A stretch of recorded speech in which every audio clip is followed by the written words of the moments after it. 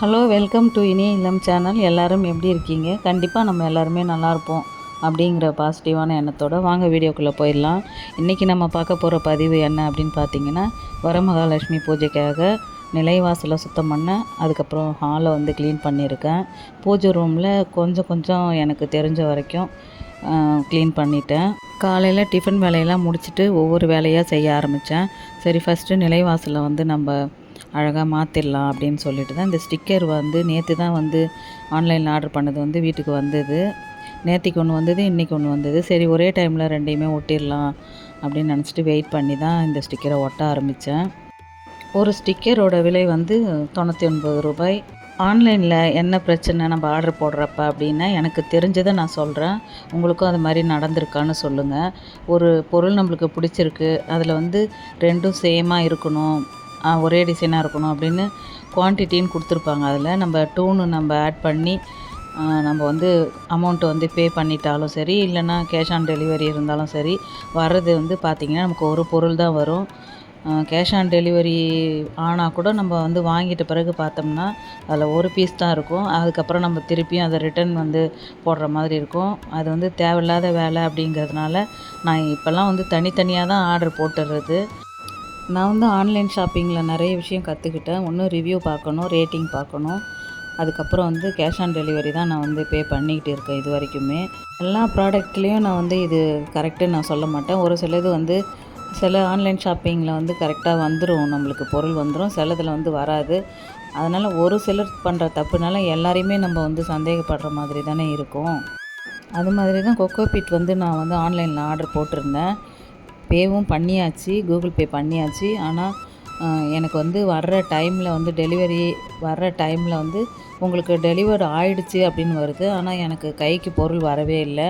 எனக்கு ஷாக் ஆகிடுச்சு. ஆனால் மெசேஜ் மட்டும் வந்துடுது, உங்களுக்கு வந்து பொருள் வந்துருச்சு அப்படின்னு. 5 கேஜி கோகோபீட் வந்து ஆர்டர் போட்டிருந்தேன். 375 ருபீஸ் வந்து பே பண்ணியிருந்தேன்.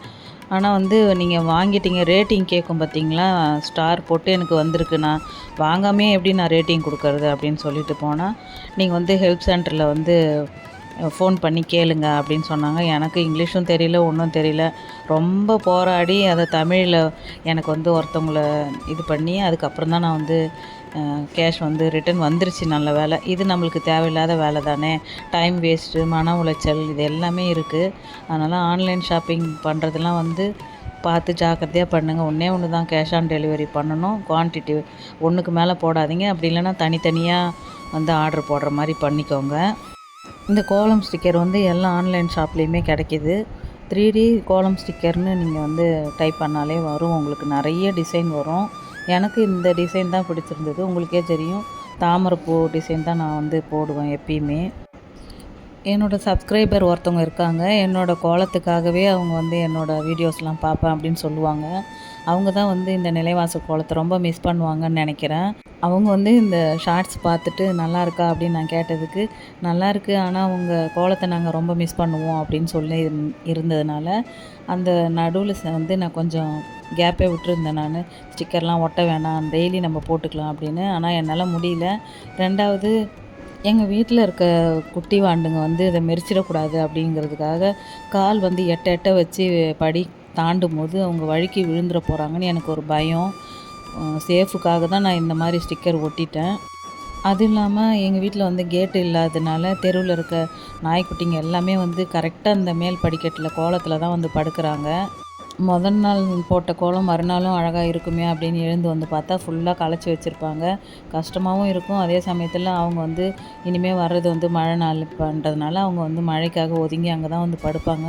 சரி, படுத்துட்டு போட்டுமே அப்படிங்கிறதுக்காக தான் இந்த ஸ்டிக்கர் ஒட்டுற ஐடியாவே நான் வந்து செய்ய ஆரம்பித்தேன். இந்த பார்டருக்காக நான் ஒட்டியிருக்க ஸ்டிக்கரை வந்து தென்னந்தொடப்பம் போட்டு கழுவுறப்ப ஸ்க்ராச்சஸ் ஆகுது. அதனால் இனிமேட்டு வந்து ஒரு காட்டன் துணியில் தான் லைசால் போட்டு லைட்டாக தொடச்சி எடுத்துக்கணும். அந்த அவுட்லைனில் வந்து ரெட் கலர் பெயிண்டிங் கொடுங்க அப்படின்னு நான் சொல்லியிருக்கேன் பார்த்தீங்களா, அது வந்து ஒரு சேஃபுக்காக தான். நிஜமாகவே வந்து நம்ம நடக்கிறப்பவும் சரி, இல்லை நம்ம க்ளீன் பண்ணுறப்போவுமே கொஞ்சம் லைட்டாக வந்து உரிச்சிக்கிட்டு வந்தாலும் ஃபுல்லாகவே வந்துடும். அதுக்காக தான் அந்த கோட்டிங் வந்து நான் கொடுத்துருக்கேன். அதை பார்க்குறதுக்குமே அவ்வளோ சூப்பராக இருந்தது. இந்த செராமிக் தொட்டி வந்து ஜாடி வாங்கினதுலேருந்து எனக்கு ஒரு கணக்கு என்னென்னா, இது வந்து ஒரே மாதிரி 2 ஜாடி வாங்கி அதில் மணி பிளான்ட் வாசலில் 2 பக்கமும் வச்சு அதை வந்து கொடி ஏற்றி விடணும் அப்படின்னு ஆசைப்பட்டு தான் நான் வாங்கினேன். ரொம்ப நாளைக்கு அப்புறம் இன்றைக்கி தான் அதை வந்து அந்த ஆசையை நிறைவேற்றிக்கிட்டேன். குட்டீஸ்லாம் வளர்ந்துட்டாங்க, ஸ்கூலுக்கு போக ஆரம்பிச்சிட்டாங்க. இனிமேல் எனக்கு கொஞ்சம் பயம் இல்லாமல் இருப்பேன். வாசலில் வந்து தொட்டியில் செடி வைக்கிறது பெருசு கிடையாது. ஆனால் அதை க்ளீனாக வச்சுக்கணும். அப்பப்போ வந்து அடர்த்தியாக ஆகாமல் அடிக்கடி கட் பண்ணி சுத்தமாக வச்சுக்கணும். அப்போ வந்து அவ்வளோ அழகாக இருக்கும் பார்க்குறதுக்கு. கேமராவுக்குமே நான் வந்து உள்பக்கம் இருந்து எடுக்கிறப்ப வந்து அவ்வளோ சூப்பராக இருந்தது. அதுக்காகவும் தான் நான் இதை வச்சுருக்கேன். உங்களுக்கு பிடிச்சிருந்தா இதை நீங்கள் ஃபாலோ பண்ணிக்கோங்க. இல்லை வேண்டாம் அப்படின்னா நிலைவாசல் மாலை நிறைய ஆன்லைனில் டிசைனாக விற்கிது. நானும் அதை ட்ரை பண்ணிவிட்டு அந்த லிங்க்குமே நான் உங்களுக்கு டிஸ்கிரிப்ஷனில் தரேன். ஆர்டர் போட்டிருக்கேன். வந்ததும் நான் வந்து கண்டிப்பாக அதை ஒரு ஷார்ட்ஸில் கொடுக்குறேன் பாருங்கள். நான் இப்போ நிலைவாசலில் ஒரு மாலை போட்டிருக்கேன் பார்த்தீங்களா, சாமந்தி பூ மாதிரி ரெட்டும் எல்லோவும் கலந்த மாதிரி. அது வந்து பிளாஸ்டிக் பூன்னு நினைக்கிறேன். ஒரு கொஞ்ச நாளைக்கு அப்புறம் அது பார்த்திங்கன்னா அது மக்கி போயிட்டு இப்படி நம்ம வந்து டச் பண்ணாலே அப்படியே உதிருது. அது மூக்குக்குள்ளே போச்சு நம்ம சுவாசிக்கும் போது அப்படின்னா கண்டிப்பாக அது வந்து ரொம்ப ஆபத்தானது தான். எனக்குமே அந்த பயம் இருக்குது. சரி, அது மாதிரி இல்லாமல் வாஷபிள்னு இருக்கிற ஒரு நிலைவாசல் தோரணத்தை மட்டும் நம்ம வாங்கிக்கலாம். இனி இதை நம்ம ட்ரை பண்ண வேண்டாம் அப்படின்னு நினச்சிட்டு தான் வந்து இப்போதைக்கு அதை கையை வைக்கல. ஆனால் ரிமூவ் பண்ணிவிடுவேன் சீக்கிரமாகவே. எனக்கு வந்து குழந்தைங்க வேறு இருக்காங்க, அதை பிடிச்சி ஆட்டிக்கிட்டே இருப்பாங்க. அவங்களுக்குமே அது மூக்கில் போயிடுமோ அப்படின்னு எனக்கு ஒரு பயம் இருக்குது. அதை வந்து எடுத்து விட்டுறணும். அழகாக இருக்குது அப்படின்னு பார்த்தோம், விலை கம்மியானா ஆபத்தும் இருக்குது. பார்த்து அதை வந்து நீங்கள் ஹேண்டில் பண்ணிக்கோங்க. அடிக்கடி வாஷ் பண்ணிக்கிற மாதிரி காட்டன்லேயும் வெல்வெட் கிளாத்லேயுமே வந்து நிலைவாசல் தோரணங்கள்லாம் இப்போ நிறைய வந்திருக்கு. அதை தான் நான் இப்போ வந்து ஆர்டர் போட்டிருக்கேன். 2 பக்கமும் தொட்டி வச்சு விட்டுட்டேன். ஆனால் ஸ்டாண்ட் இல்லை. இதுக்கு இனிமேல் ஸ்டாண்டு வேறு நான் ரெடி பண்ணணும். இல்லைனா கண்டிப்பாக அந்த இடத்துல வந்து மண் வந்து அப்படியே தேங்கி நிற்கும். தண்ணி ஊற்றுறப்ப கண்டிப்பாக ட்ரைனேஜ் ஹோல்ஸ் வழியாக மண் வந்து வெளியில் வரும். ஒரு சின்ன விஷயங்கள்லாம் நம்ம வந்து அழகு அப்படின்னு நினச்சிட்டு வைக்கிறது எல்லாமே வீட்டில் இருக்க பெண்களுக்கு தான் வேலை பளு வந்து அதிகமாகுது. எனக்குமே அது கஷ்டம்தான். சரி பரவாயில்ல பார்த்துக்கலாம் அப்படின்னு மனசை தேர்த்திக்கிட்டு தான் ஒவ்வொன்றையும் நான் வந்து பார்த்து செஞ்சிகிட்ருக்கேன்.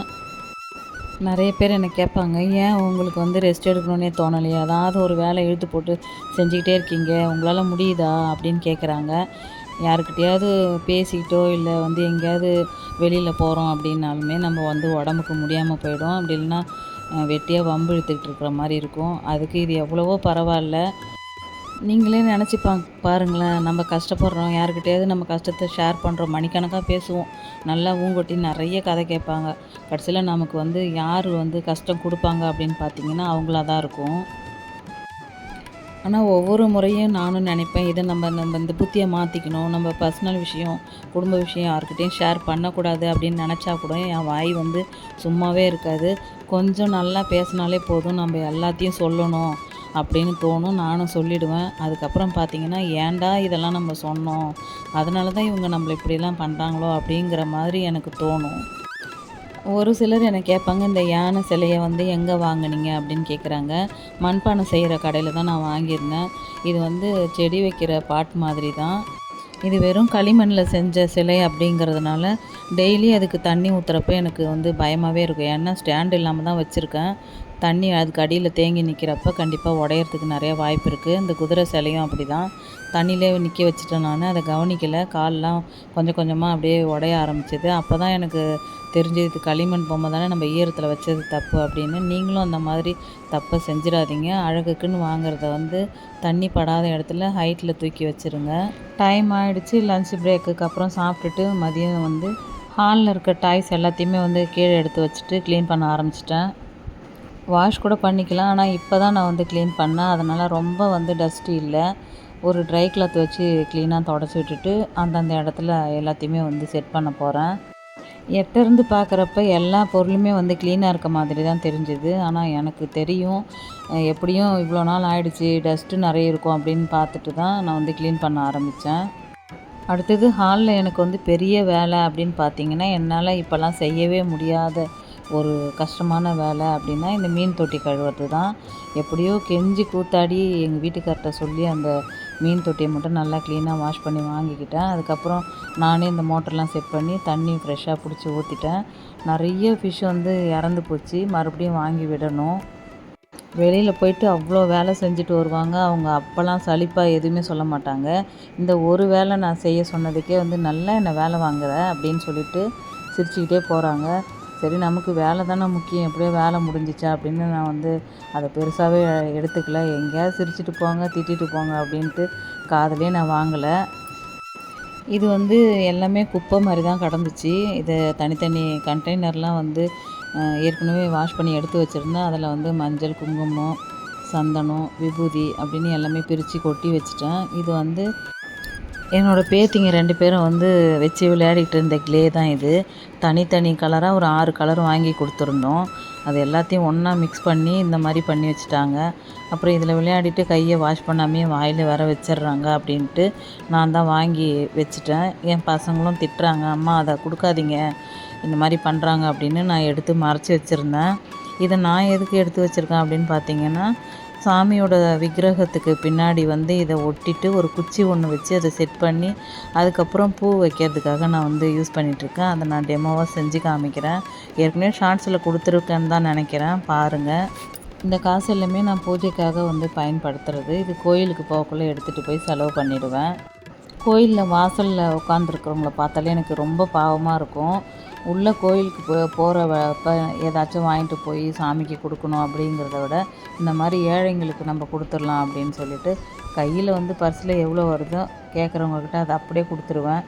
ஒரு வேளைக்கு 3 வேளை கூட அவங்க பசி இல்லாமல் சாப்பிடட்டுமே அப்படின்னு. அது 100 ரூபாயும் 50 ரூபா, 20 ரூபா அந்த மாதிரி கையில் இருக்கிறத நான் கொடுக்குறப்ப அவங்க என்னை வந்து ஷாக்காக பார்ப்பாங்க. அவங்க என்னை வாழ்த்துறத பார்க்குறப்ப எனக்கு அவ்வளோ சந்தோஷமாக இருக்கும். என் முகத்துலேயும் சிரிப்பு தாண்டவம் ஆடும் பாருங்கள். அப்பாடான்னு அவ்வளோ ஒரு சந்தோஷப்படுவேன். கோவிலில் இருக்க அர்ச்சகர் தட்டில் வந்து காணிக்கையாக போடுறதுக்கு, தட்சணை போடுறதுக்கு வந்து நிறைய பேர் இருக்காங்க. ஆனால் இந்த மாதிரி கோயில் வாசலில் உட்காந்துருக்கிறவங்களுக்கு தான தர்மம் போடுறதுக்கு தான் வந்து ரொம்ப பேர் யோசிப்பாங்க. சில பேர் சொல்லுவாங்க, கோயிலுக்குள்ளே போயிட்டு வரும்போது போடக்கூடாது, போகிறதுக்கு முன்னாடியே போட்டுருங்க அப்படின்னு சொல்லுவாங்க. சில பேர் முன்னாடியும் போட மாட்டாங்க, கோயிலுக்கு போயிட்டு வந்த பிறகும் போடவே மாட்டாங்க. மனசே வராது. நிறைய செலவு பண்ணுவோம். ஒரே நல்ல ஹோட்டலில் 1000 ரூபாய்க்கு வந்து கொடுத்துட்டு சாப்பிட்டுட்டு வருவோம். இந்த மாதிரி ஏழைங்களுக்காக வந்து ஏன் அப்படி யோசிக்கிறாங்க அப்படின்னு எனக்கே தெரியல. பார்க்குறப்ப ரொம்ப கஷ்டமாக இருக்கும். நான் வெளியில் போகிறதே ரொம்ப அதிகம். அதனால் எப்போயாவது போனாலும் இந்த மாதிரி எனக்கு மனசுக்கு திருப்தியாக என் கையில் என்ன இருக்கோ அதை அப்படியே நான் வந்து கொடுத்துட்டு வந்துடுவேன். நான் இது மாதிரி சொல்கிறதுனால நான் ரொம்ப வசதியாக இருக்கணும்னு நான் சொல்லலை, ரொம்ப வந்து கஷ்டப்படுறேன்னு நான் சொல்லலை. ஏதோ 3 வேளையும் கடன் இல்லாமல் நிம்மதியாக சாப்பிட்றோம் இப்போது. அதே மாதிரி இன்னொரு முக்கியமான விஷயம் நான் உங்ககிட்ட கண்டிப்பாக ஷேர் பண்ணியே ஆகணும். நிறைய பேர் இப்போ விசேஷ நாட்கள் அப்படின்னாலே வந்து யூடியூப்பை ஓப்பன் பண்ணாலே வந்து ஆடம்பரமாக வந்து செஞ்சு இந்த பூஜை இப்படி செய்யலாம், அப்படி பண்ணலாம் அப்படின்னு கிராண்டாக வந்து க்ரியேட் பண்ணுறாங்க. அவங்களுமே ஆரம்பத்தில் கஷ்டப்பட்டு அதுக்கப்புறம் தான் இந்த மாதிரி வந்து கொண்டாடவே ஆரம்பிச்சிருப்பாங்க. அந்த அளவுக்கு இப்போ கடவுள் வந்து அவங்களுக்கு நிறைய அனுகிரகம் வந்து கொடுத்துருப்பாங்க. நம்மளால அது மாதிரிலாம் செய்ய முடியலையே அப்படின்னு நம்ம வந்து ஏக்கப்படவே தேவையில்லை. ரொம்ப எளிமையான முறையில் நம்மக்கிட்ட இருக்கிறத வச்சு சந்தோஷமாக நம்ம வந்து சாமி கும்பிட்டோம்னாலே கடவுளோட அனுகிரகம் ஃபுல்லாகவே நமக்கும் கிடைக்கும். நம்மளும் வாழ்க்கையில் நல்லாயிருப்போம். வேற ஒரு சேனலில் வந்து ஒரு கமெண்ட் வந்து நான் படித்தேன். என்னென்னா, நான் எங்கே நிறைய பூஜை வேலைலாம் வந்து செய்கிறேன், விழுந்து விழுந்து சாமி கும்பிட்றேன், எனக்கு எந்த பலனுமே கிடைக்கல. ஆனால் நான் இப்போ வந்து எதுவுமே செய்கிறது கிடையாது. இப்போ வந்து நான் வந்து என்னோடய வாழ்க்கையில் நிறைய சேஞ்சஸை நான் பார்க்குறேன், சந்தோஷமாக இருக்கேன் அப்படின்னு வந்து ஷேர் பண்ணியிருக்காங்க. நானுமே அது வந்து நினச்சி பார்த்துருக்கேன். நம்ம வந்து இந்த நேரம் காலம்னு ஒன்று சொல்லுவாங்க பார்த்தீங்களா பெரியவங்க, அது கைக்கூடி வந்துச்சுனாலே நமக்கும் எல்லாமே நல்லது நடக்கும். அந்த தூரத்தை கடந்து போகிறதுக்கு ஒரு பாசிட்டிவ் எனர்ஜி நமக்கு தேவைப்படும் இல்லைங்களா? அதனால தான் நம்ம இந்த மாதிரியான விஷயங்கள் வந்து செய்கிறப்ப நம்ம மனசுக்கு வந்து நிறைய தன்னம்பிக்கை கிடைக்கும். அதுக்காக தான் இந்த மாதிரி பூஜை வேலைகள்லாம் நம்ம செய்கிறது. நானுமே யூடியூப்பில் வந்து ரொம்ப கிராண்டாக பூஜைகள் பண்ணுற சேனல்லாம் வந்து பார்ப்பேன், வீடியோஸ் பார்ப்பேன். அப்போ நானும் நினைப்பேன், நம்மளும் என்றைக்காவது இது மாதிரிலாம் நம்ம செய்யணும் அப்படின்னு நினைப்பேன். நினச்சதுனால தான் இன்றைக்கி நான் ஓரளவுக்காவது நான் செய்கிறேன். ஆசைப்படுவேன், ஆனால் நான் வந்து பேராசைப்பட மாட்டேன். நம்மக்கிட்ட என்ன இருக்கோ, என்ன நமக்கு வருமோ அதை மட்டும் நம்ம செய்வோம். ஆனால் அழகாக செய்வோம். அப்படின்னு ரசித்து செய்கிறேன், அவ்வளோதான். சரி, வீடியோவோட நிறைவு பகுதிக்கு வந்துட்டோம். கோலம் போட்டு நம்ம வீடியோவை வந்து முடிச்சிடலாம். கோலம் வந்து நான் சிக்கு கோலம் தான் வந்து போட்டிருந்தேன். முதல்லலாம் எவ்வளோ பெரிய கோலமாக இருந்தாலும் அசால்ட்டாக போடுவேன் சிக்கு கோலம் தான். இப்போலாம் வந்து டச்சு விட்டதுனால என்னன்னு தெரியல, வெறும் பூ கோலம் மட்டும்தான் போட்டு பழகிட்டேன். இனிமேல் பாருங்கள், நிறைய சிக்கு கோலம் தான் நான் போட போகிறேன். இந்த மாதிரி சிக்கு கோலம்லாம் போட்டால் நம்ம பிரெயின் வந்து ஆக்டிவேட் ஆகிடும்னு சொல்லுவாங்க. ப்ராப்ளத்தை வந்து சீக்கிரமாக வந்து சால்வ் பண்ண வந்து நம்மளுக்கு யோசிக்கிற சக்தி கிடைக்கும்னு சொல்கிறாங்க. எப்படியோ உங்கள்கிட்ட பேசிக்கிட்டே வந்து வேலையும் செஞ்சாச்சு. ஓரளவுக்கு நிலைவாசல் வந்து அழகாக கோலம் போட்டு ஸ்டிக்கர்லாம் ஒட்டி செடியும் வந்து வச்சு விட்டுட்டேன். எப்படி இருக்குது என்னோடய வீடியோ அப்படின்னு நீங்கள் கண்டிப்பாக கமெண்ட் பண்ணுவீங்கன்னு நம்புகிறேன். யாருமே வந்து ஹைப் போட மாட்றீங்க. முதல்லைக்கு இப்போ கொஞ்சம் பரவாயில்ல, போன வீடியோவில் கேட்டதுனால. அதே மாதிரி இப்போவும் எனக்கு சப்போர்ட் பண்ணுங்கள். தேங்க்யூ.